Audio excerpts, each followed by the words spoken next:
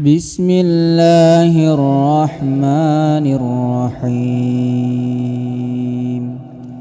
اقرأ باسم ربك الذي خلق الإنسان من علق اقرأ وربك الأكرم الذي علم بالقلم علم الإنسان ما لم يعلم.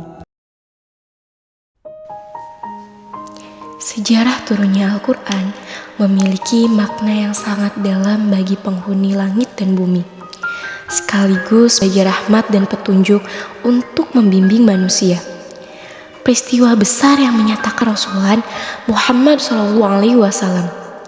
Al-Quran diturunkan kepada Nabi Muhammad SAW untuk memberikan jawaban atas keterpurukan akidah dan akhlak manusia, gelapnya sendi-sendi kehidupan kemanusiaan, kondisi kehidupan yang telah melampaui fitrah.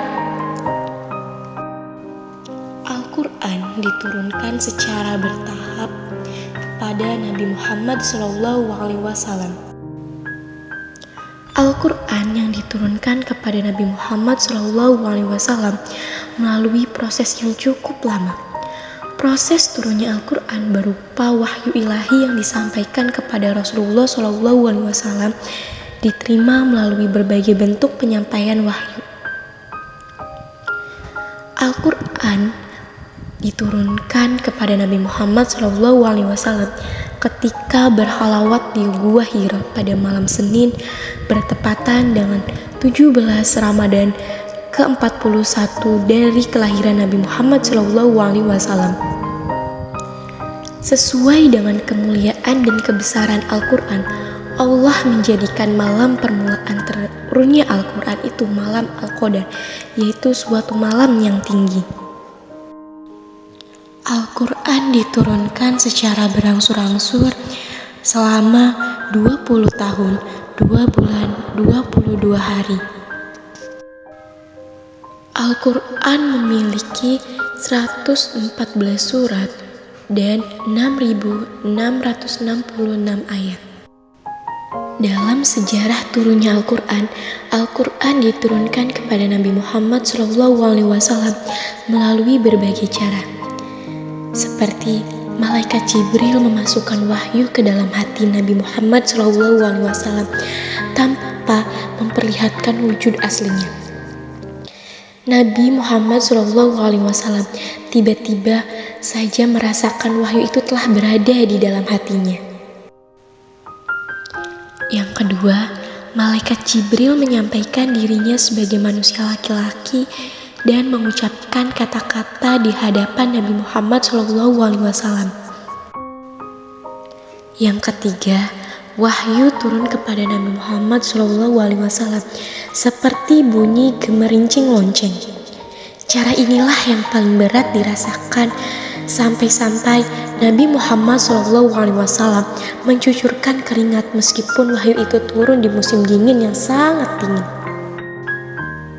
Dan yang keempat, malaikat Jibril turun membawa wahyu dengan menampakkan wujud yang aslinya.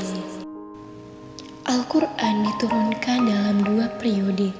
Yang pertama, periode Mekah, yaitu saat Nabi Muhammad SAW bermukim di Mekah tahun 610 sampai 622 Masehi.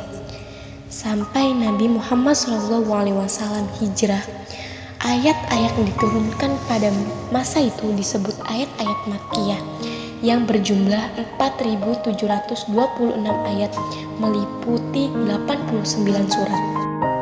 Dan yang kedua adalah periode Madinah, yaitu masa setelah Nabi Muhammad SAW hijrah ke Madinah tahun 622 sampai 632 Masehi. Ayat-ayat yang turun dalam periode ini dinamakan ayat-ayat Madaniyah, meliputi 1.510 ayat dan mencakup 25 surat. Ayat Al-Quran yang pertama diterima Nabi Muhammad SAW adalah 5 ayat pertama, surat Al-Alaq. itu usia Nabi Muhammad SAW berusia 40 tahun. Ciri-ciri surah Makkiyah.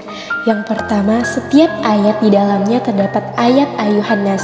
Yang kedua, setiap surah yang di dalamnya mengandung sajdah. Yang ketiga, surah Makkiyah ayatnya umumnya pendek-pendek.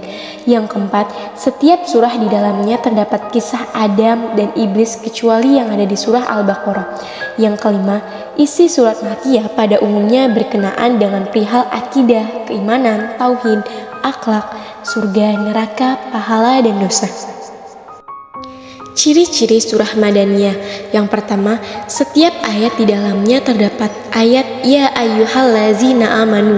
Yang kedua, sebagian ayat-ayatnya panjang-panjang dan gaya bahasanya cukup jelas dalam menerangkan hukum-hukum agama. Yang ketiga, setiap surat menjelaskan orang-orang munafik. Yang keempat, mengandung uraian tentang perdebatan ahli kitabin. Yang kelima, menjelaskan hukum-hukum amaliyah dalam masalah ibadah dan muamalah seperti sholat, zakat, puasa, haji, kisos, talak, jual beli, riba, dan lain-lain. Yang keenam, setiap surah dan ayat berkenaan dengan persoalan sosial kemasyarakatan seperti musyawarah.